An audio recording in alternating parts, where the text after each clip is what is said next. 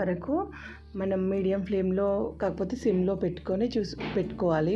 మంచిగా ఫ్రై చేసుకోవాలి.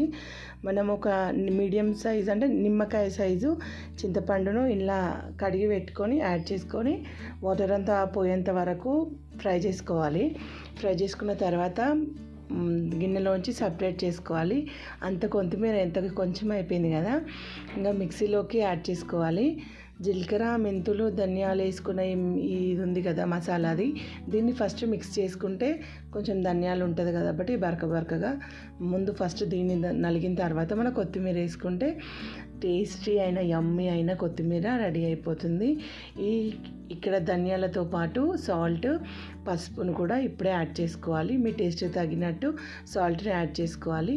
మీకు కావాలనుకుంటే తాలింపు కూడా పెట్టుకోవచ్చు. యమ్మీ అయిన టేస్టీ అయిన కొత్తిమీర పచ్చడి రెడీ అయిపోతుంది.